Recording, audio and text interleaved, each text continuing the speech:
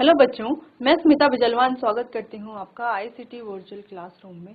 आशा करती हूँ आप सभी स्वस्थ होंगे और अच्छे से अपनी पढ़ाई कर रहे होंगे। बच्चों, आज हम पढ़ने जा रहे हैं क्लास 9th की साइंस। और क्लास 9th साइंस में हमारा चैप्टर चल रहा था स्ट्रक्चर ऑफ एटम। तो चलिए आगे इसी को कंटिन्यू करते हैं और एक बार रिवाइज कर लेते हैं जो टॉपिक्स हमने अपने लास्ट लेक्चर में पढ़ लिए थे। देख लीजिए बच्चों, ये सारे टॉपिक्स हमने क्लियर कर लिए थे अपने लास्ट लेक्चर में। चलो, लास्ट लेक्चर में वैलेंसी हमने कंप्लीट कर ली थी कि वैलेंसी क्या होती है, वैलेंस इलेक्ट्रॉन्स क्या होते हैं, वैलेंसी कैसे निकाली जाती है, रदरफोर्ड्स मॉडल क्या था एटम का, थॉमसन मॉडल क्या है एटम का, नील बोर्स एटॉमिक मॉडल क्या है, डाल्टन्स एटॉमिक थ्योरी क्या है, ये सभी हमने अच्छे से डिस्कस कर लिए थे, ये सारे ही टॉपिक्स। अब नेक्स्ट टॉपिक आता है atomic number and atomic mass. अब एटॉमिक नंबर क्या है और एटॉमिक मास क्या है। अब एटॉमिक नंबर जैसे कि हम जानते हैं, एटॉमिक नंबर, अगर किसी भी एलिमेंट का एटॉमिक नंबर हमें निकालना है तो हम कैसे निकालेंगे कि कितने नंबर ऑफ प्रोटॉन्स उसमें है, वही उसका एटॉमिक नंबर हो जाएगा। मान लेते हैं किसी में 17 प्रोटॉन्स है तो 17 ही उसका एटॉमिक नंबर है। ठीक है, एटॉमिक नंबर किसके बराबर होता है? नंबर ऑफ प्रोटॉन्स के बराबर होता है। जितने प्रोटॉन्स उतना एटॉमिक नंबर। क्लियर इतना? चलिए, all atoms of an element have same atomic number. तो किसी भी एलिमेंट के, एक एलिमेंट के जितने भी एटम्स होंगे उन सभी का एटॉमिक नंबर सेम होगा। क्लियर? कुछ और डेफिनेशन यहाँ पर है कि elements can be defined by number of protons they possess. Element को हम डिफाइन कर सकते हैं कितने नंबर ऑफ प्रोटॉन्स उसमें है। जैसे एक प्रोटॉन है यानी कि एटॉमिक नंबर 1 है तो वो हो जाएगा हाइड्रोजन। 6 एटॉमिक नंबर है यानी कि 6 प्रोटॉन है तो वो हो जाएगा हमारा कार्बन। क्लियर है? तो जैसे हमने 17 कहा कि 17 एटॉमिक नंबर है तो यानी कि 17 प्रोटॉन्स इसमें है। तो किसमें होंगे 17 प्रोटॉन्स? वो होगा हमारा क्लोरीन। ठीक है, चलो तो देखो ये है प्रोटॉन्स जो बीच में पॉजिटिव चार्ज। अगर हम कार्बन के एटम की बात करें तो इसमें बच्चों देखो 6 प्रोटॉन्स होते हैं और इलेक्ट्रॉन तो 6 होते ही हैं। और इलेक्ट्रॉन को क्यों यहाँ पर ऐसे प्लेस किया गया है ये हमने पढ़ लिया था, समझ लिया था कि कैसे इलेक्ट्रॉन्स को ऐसे प्लेस किया जाता है, कैसे डिस्ट्रीब्यूट किया जाता है। ठीक, चलो क्लियर तो इतना है ही। Negatively charge electron, positively charge protons और न्यूट्रल चार्ज या जीरो जिसका चार्ज होता है वो हमारे न्यूट्रॉन। क्लियर इतना? चलो अब 2-3 चीजें और हमें देखनी है। ठीक है, अब एक तो हमें समझ में आ गया है कि Z यानी कि एटॉमिक नंबर क्या है, जितने नंबर ऑफ प्रोटॉन्स है। अब बात करते हैं मास नंबर क्या होता है। अगर हम मास की बात करें तो मास बनता है बच्चों बीच में जो डेंस न्यूक्लियस है ना, इस डेंस न्यूक्लियस में ही एटम का पूरा मास होता है, जो कि हमने चैप्टर में पहले भी डिस्कस किया था। तो मास का मतलब क्या है कि जो ये बीच में जो ये डेंस न्यूक्लियस है इसी में सारा मास है। ठीक है, क्योंकि इलेक्ट्रॉन का मास, अगर हम मास ऑफ इलेक्ट्रॉन की बात करें तो ये तो बहुत ज्यादा कम है मास ऑफ प्रोटॉन से। और जो प्रोटॉन का मास है वो लगभग बराबर है मास ऑफ न्यूट्रॉन के। ठीक है, प्रोटॉन का और न्यूट्रॉन का मास लगभग बराबर है और इलेक्ट्रॉन का मास इतना ज्यादा कम है कि इलेक्ट्रॉन के मास को हम क्या कर लेते हैं? नेग्लेक्ट कर लेते हैं।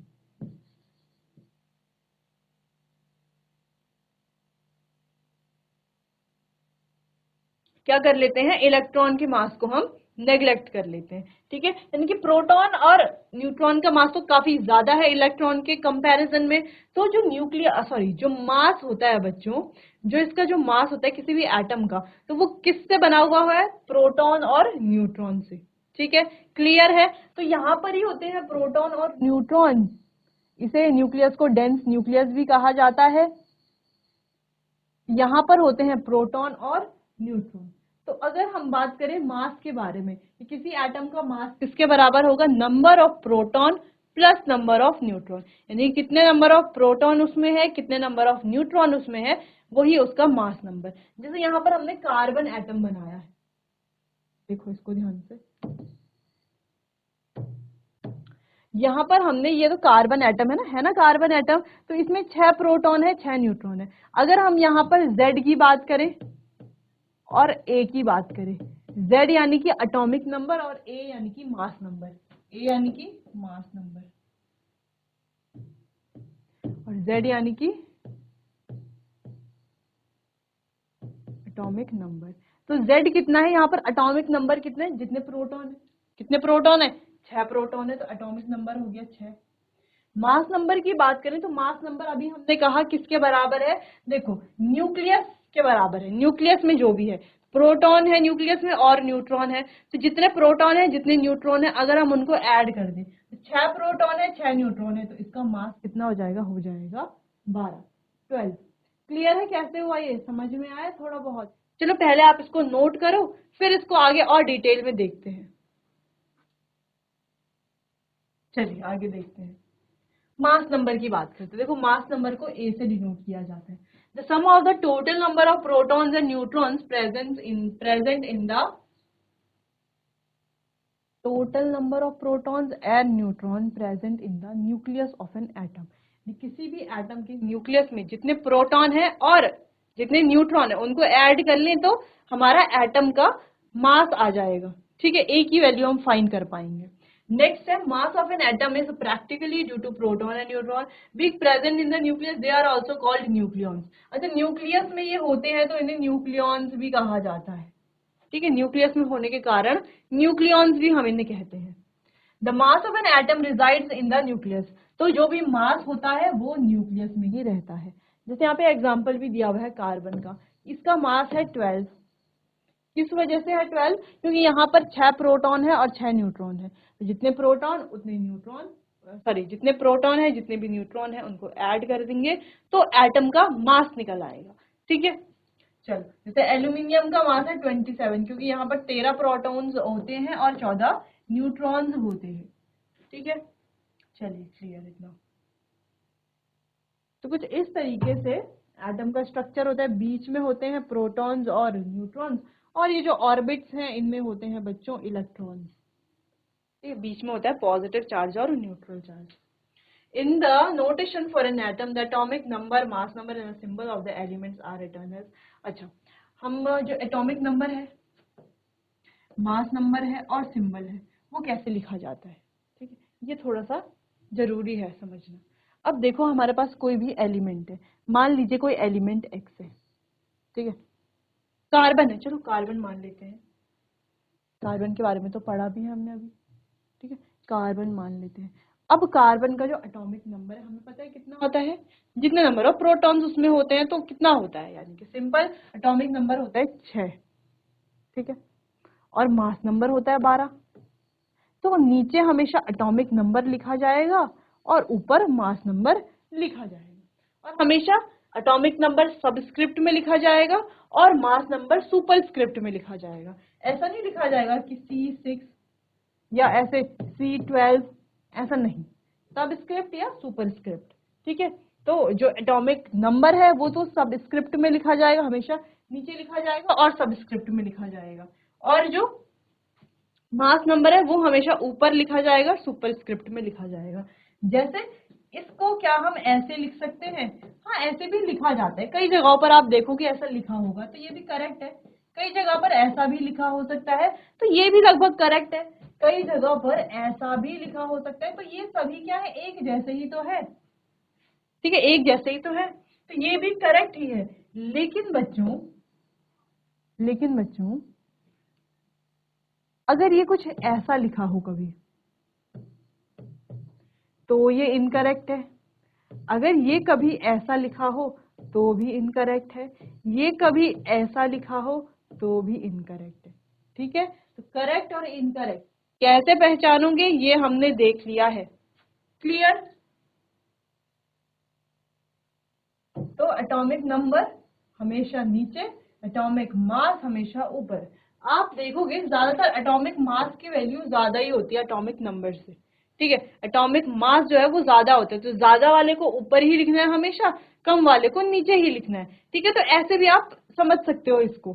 ठीक है, चलो जैसे यहाँ पर देखो एल्यूमिनियम, तो ये नीचे लिखा गया है तो ये क्या होगा, इसका Z है, एटॉमिक नंबर है, और ऊपर लिखा गया है ये इसका A यानी कि एटॉमिक मास है। क्लियर। वैसे ही जो नाइट्रोजन है Z, ये क्या है, इसका एटॉमिक नंबर 7, और ये जो 14 है ये क्या है, इसका A यानी कि एटॉमिक मास। ठीक, तो कंफ्यूज नहीं होना है।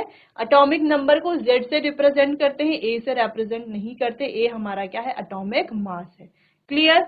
चलो, तो मास का सिंबल A है, एटॉमिक नंबर का सिंबल Z है। कोई भी एलिमेंट मान लेते, कोई X एलिमेंट है तो नीचे एटॉमिक नंबर लिखा जाएगा, ऊपर मास नंबर लिखा जाएगा, इस तरीके से जैसे यहाँ पर ये नाइट्रोजन लिखा गया है। ठीक है, ऐसे लिखो या ऐसे भी लिखा, जैसे नाइट्रोजन है ना तो ऐसे भी लिखा जा सकता है 7 और इधर 14, ये भी करेक्ट है। ठीक है, ये भी करेक्ट ही है। चलो चलो बच्चों, तो आप इतना नोट कर लो, फिर आगे बढ़ते हैं, इसे आगे कंटिन्यू करते हैं एटॉमिक नंबर को और मास नंबर को।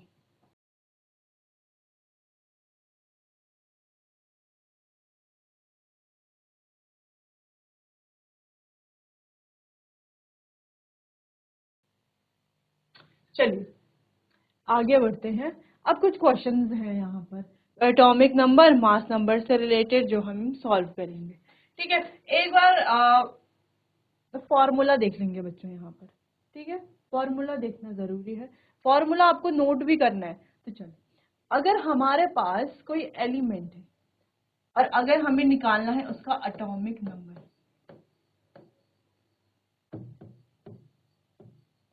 एटॉमिक नंबर किसके बराबर होगा?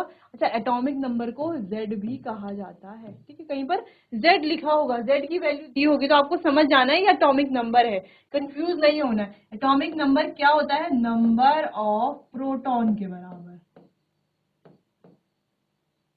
पहला फॉर्मूला ये हो गया। सेकेंड फॉर्मूला है मास नंबर। मास नंबर किसके बराबर होता है? Is equals to number of proton plus number of neutron. जितने प्रोटॉन है और जितने न्यूट्रॉन है उनको ऐड कर दो तो मास नंबर आ जाएगा। क्लियर।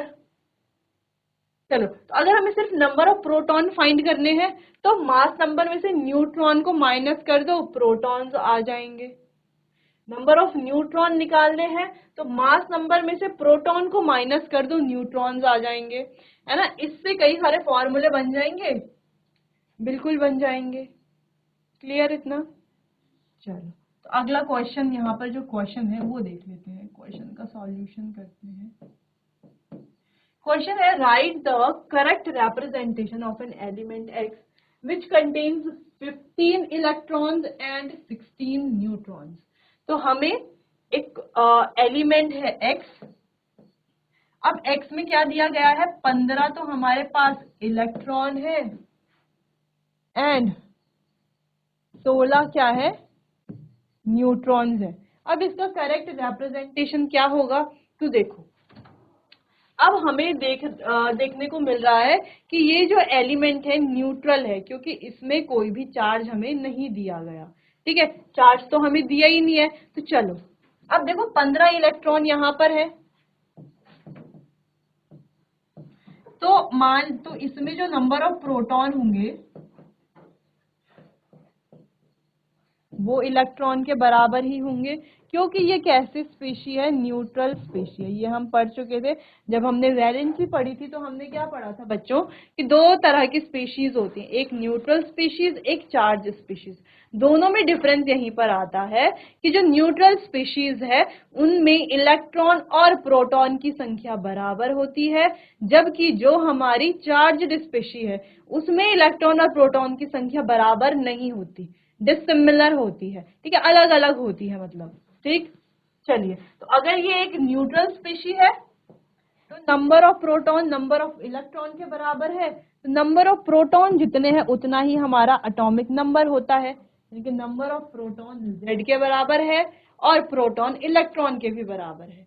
क्लियर है इतना। चलो, और अगर हम मास नंबर की बात करें, मास अगर हमें निकालना है तो यहाँ पर जितने प्रोटॉन है और जितने न्यूट्रॉन है उनको ऐड कर देंगे।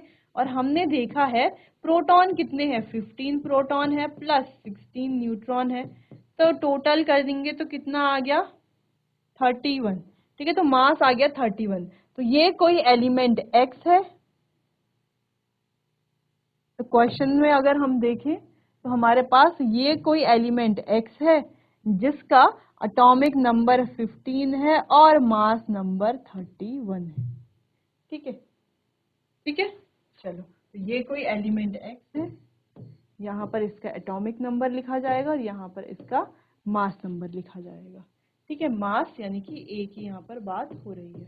यहाँ पर क्वेश्चन में देखो 15 इलेक्ट्रॉन दिए गए थे, 16 न्यूट्रॉन दिए गए थे। अब इलेक्ट्रॉन दिए गए हैं तो ये न्यूट्रल है। देखो यहाँ पर ऐसा लिखा ही नहीं है ना कि चार्ज है, लिखा ही नहीं है। अगर लिखा होता तो थोड़ा सा हमारे लिए यहाँ पर मुश्किल हो जाता क्वेश्चन करना। ठीक है, तो चलो, तो इलेक्ट्रॉन दिए हैं तो वो प्रोटॉन के बराबर है, और जितने प्रोटॉन उतना हमारा एटॉमिक नंबर भी तो उतना ही होता है जितने प्रोटॉन्स होते हैं। ठीक है, मास की बात की, प्रोटॉन्स और न्यूट्रॉन्स को ऐड कर लिया, आ गया 31। क्लियर? इतना नोट कीजिए, इस क्वेश्चन को सॉल्व भी नोट कीजिए।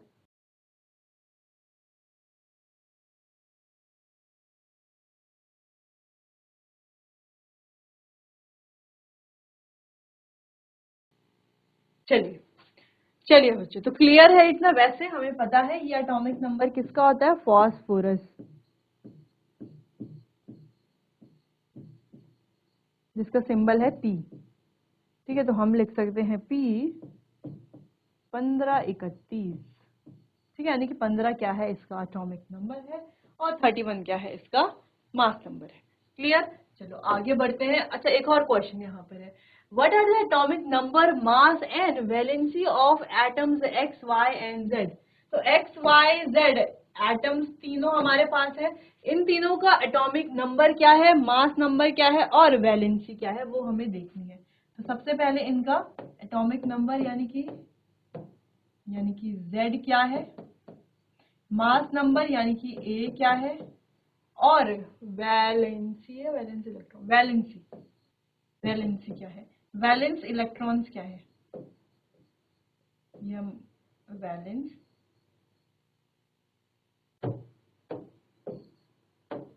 वैलेंस इलेक्ट्रॉन कितनी है। ठीक है, ये भी तो 3-4 चीजें यहाँ पर हमने क्वेश्चन में ऐड कर दी हैं, ऐड करी क्या है, क्वेश्चन में है।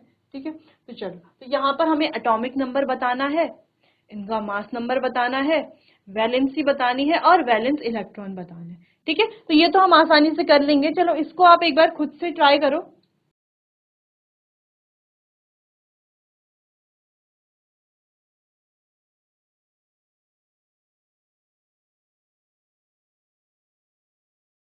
चलिए, तो करें क्वेश्चन को, काउंट कर लेते हैं यहाँ पर। तो पहला वाला जो है एक्स वाला, अगर एक्स की बात करते हैं, एक्स वाई और जेड। ठीक, चलो एक्स वाला क्वेश्चन सॉल्व करते हैं। तो एक्स में प्रोटॉन्स तो 5 है, यानी कि एटॉमिक नंबर भी कितना होगा, 5। वाई में प्रोटॉन 8 है तो एटॉमिक नंबर भी 8 होगा, क्योंकि ये एक न्यूट्रल स्पेशी है। यहाँ पर प्रोटॉन है 15 तो एटॉमिक नंबर भी 15 होगा। ठीक है, नेक्स्ट ए, यानी कि मास नंबर की अगर हम बात करें तो ऐड कर लेंगे प्रोटॉन्स और न्यूट्रॉन्स को, यानी कि 5 + 6 तो हो गया 11। यहाँ पर 10 + 8 कितना हो गया, 18। यहाँ पर 15 + 16 कितना हो गया, 31। ठीक है, वैलेंसी की बात करें तो देखो आउटर शेल में कितने इलेक्ट्रॉन, 1 2 3, तो ऑक्टेट कंप्लीट करने के लिए कितने इलेक्ट्रॉन और चाहिए, कितने इलेक्ट्रॉन और चाहिए, 3। ठीक है, यानी कि 3 इलेक्ट्रॉन क्या कर देगा, दे देगा और 2 हो जाएगा, वैलेंसी हो गई 3। यहाँ पर अगर वैलेंसी की बात करें तो आउटर शेल में है 1 2 3 4 5 6 इलेक्ट्रॉन। ठीक है, तो 8 - 6 कर लेंगे, आ जाएगा 2। यहाँ पर है आउटर शेल में 1 2 3 4 5 इलेक्ट्रॉन, तो यहाँ पर आ जाएगा 3 इसकी वैलेंसी। ठीक है, ये हो गई वैलेंसी। वैलेंस इलेक्ट्रॉन कितने हैं, 3 है वैलेंस इलेक्ट्रॉन। यहाँ पर कितने हैं वैलेंस इलेक्ट्रॉन? 6 है वैलेंस इलेक्ट्रॉन। यहाँ पर 5 वैलेंस इलेक्ट्रॉन्स है। क्लियर इतना? चलिए नोट कीजिए इतना।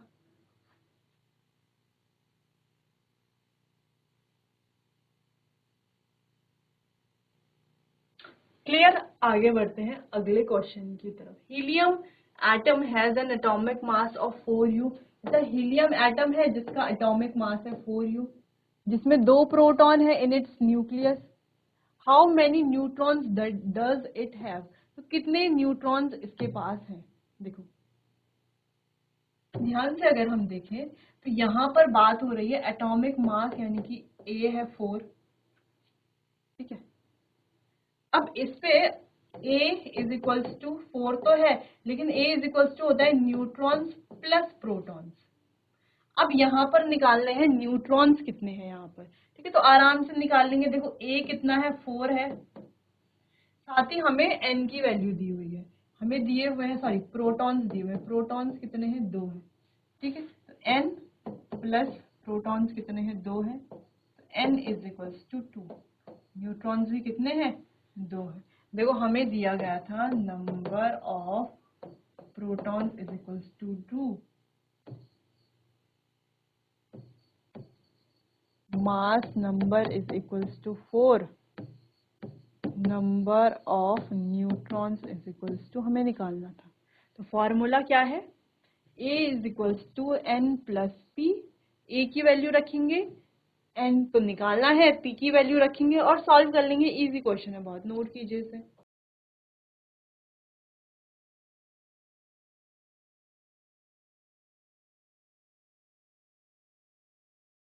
चलिए अगला क्वेश्चन है, calculate the number of neutrons.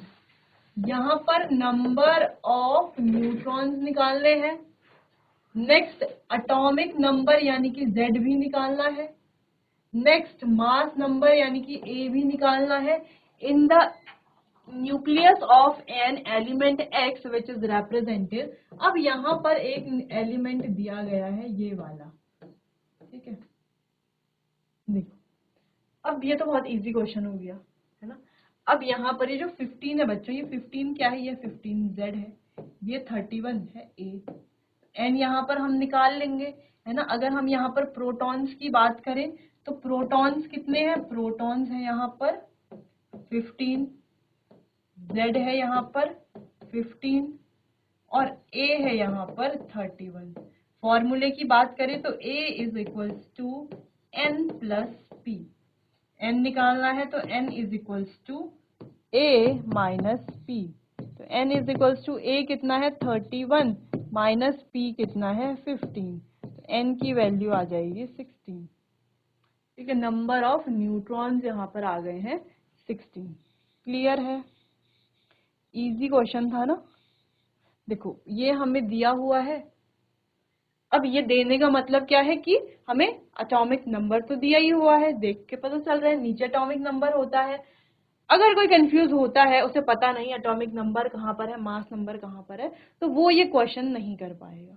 लेकिन आप लोगों को पता है कि एटॉमिक नंबर नीचे लिखा जाता है सबस्क्रिप्ट में और मास नंबर ऊपर सुपरस्क्रिप्ट में लिखा जाता है। तो नीचे एटॉमिक नंबर यानी कि Z की वैल्यू दे दी गई है। जितने एटॉमिक नंबर उतने ही नंबर ऑफ प्रोटॉन्स भी होते हैं, ठीक है।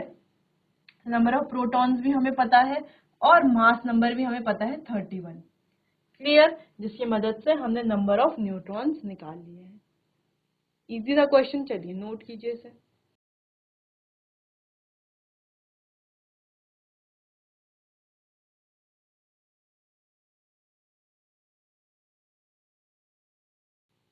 चलिए अब आगे बढ़ते हैं, बात करते हैं आइसोटोप्स के बारे में।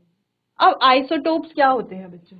देखो isotopes are the atoms of same element having, जिनका एटॉमिक मास तो सेम होता, सॉरी एटॉमिक नंबर तो सेम होता है, but different atomic, sorry different mass number, यानी कि एटॉमिक नंबर सेम है लेकिन मास नंबर डिफरेंट है। जैसे कार्बन के अलग अलग आइसोटोप्स है, कार्बन 12, कार्बन 13, कार्बन 14, ठीक है। तो यहाँ पर क्या है, ये जो कार्बन है इनका एटॉमिक नंबर तो सेम है लेकिन मास नंबर डिफरेंट है, ठीक। वो होते हैं हमारे आइसोटोप्स। बाद में हम आइसोबार्स के बारे में भी पढ़ेंगे कि आइसोबार्स क्या होते हैं। फिलहाल आइसोटोप्स हमने देख लिया। कुछ एग्जांपल्स देखते हैं। जैसे हाइड्रोजन के 3 आइसोटोप्स हैं जो कि बहुत फेमस है, जो कि है प्रोटियम, ड्यूटेरियम और ट्रिटियम।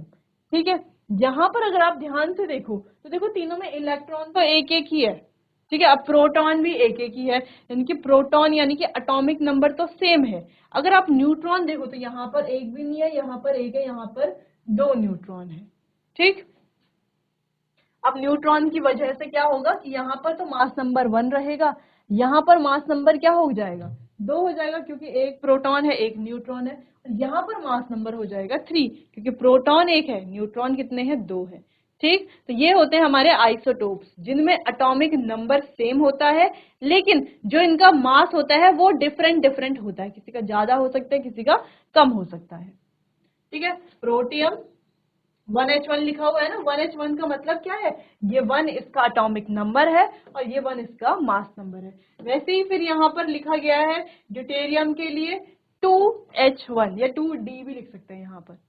ठीक है, ये सीधा यहाँ पर सीधा D भी लिखा जाता है, यहाँ पर सीधा ट्रिटियम के लिए T भी लिखा जाता है। तो इस तरीके से ये हो गया इसका एटॉमिक नंबर और मास नंबर। तो देख सकते हो आप कितना डिफरेंस आपको देखने को यहाँ पर मिल रहा है। अगला, they have same atomic number but the mass number is 1 2 3। Atomic number same है जो कि 1 है और मास नंबर 1 2 3 है। यहाँ पर फिलहाल हाइड्रोजन की बात हो रही है। कार्बन की बात करें तो कार्बन के भी देखो आइसोटोप्स यहाँ पर 2 लिखे गए हैं, कार्बन 12 और कार्बन 14।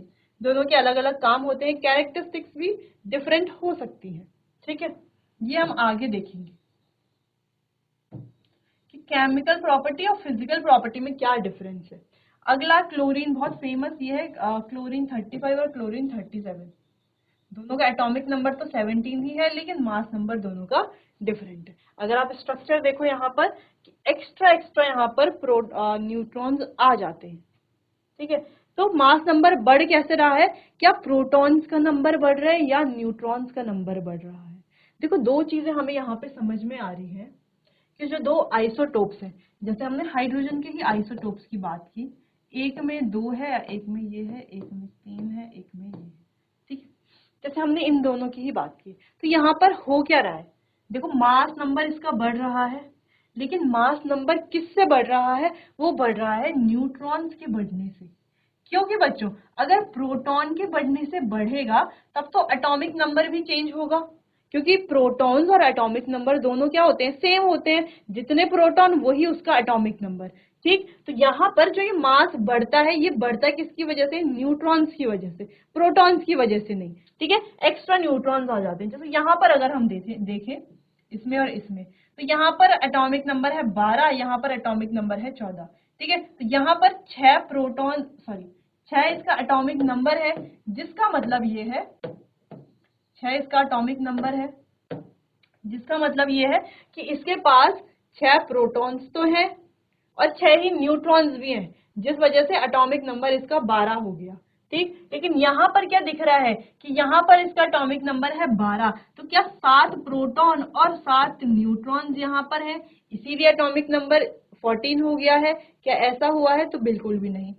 ठीक है, ऐसा आप कभी मत सोचना। यहाँ पर क्या हुआ है, देखो प्रोटॉन्स तो 6 ही हैं, लेकिन प्रोटॉन्स तो 6 ही हैं, लेकिन न्यूट्रॉन्स बढ़ गए हैं, न्यूट्रॉन्स 2 और आ गए हैं, 6 के साथ 8 न्यूट्रॉन्स हो गए हैं।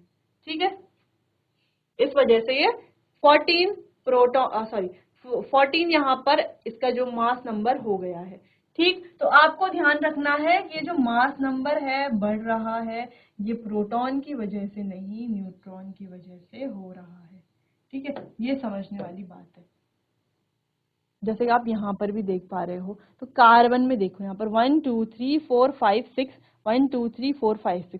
तो जब यहाँ पर कार्बन 6 था और इसका एटॉमिक मास 12 था, तो यहाँ पर 6 न्यूट्रॉन थे प्लस 6 ही प्रोटॉन थे। लेकिन जब ये एटॉमिक नंबर 6 ही है और ये बन गया 14, इसका जो मास नंबर है वो 14 हो गया, तो यहाँ पर हुआ क्या कि प्रोटॉन तो अभी भी 6 ही हैं, लेकिन न्यूट्रॉन बढ़ गए हैं, वो हो गए हैं 8। देख सकते हो 1 2 3 4 5 6 7 8, अगर प्रोटॉन काउंट करो तो 1 2 3 4 5 6 ही हैं। ठीक है, न्यूट्रॉन्स बढ़ गए हैं। तो डिपेंड किस पे कर रहा है ये मास नंबर? न्यूट्रॉन के बढ़ने पर। न्यूट्रॉन बढ़ रहा है तो मास नंबर है वो भी इंक्रीज हो रहा है, इतना आपको ध्यान रखना है। ठीक है, चलिए अब बाकी क्लोरीन का हमारे पास आइसोटोप है, एक क्लोरीन 35, एक क्लोरीन 37। अब ज्यादातर जो हमारे नेचर में 75% पाया जाता है क्लोरीन 35 और 25% पाया जाता है क्लोरीन 37। ठीक है, दोनों ही पाए जाते हैं। क्लियर? इतना नोट कर लीजिए बच्चों।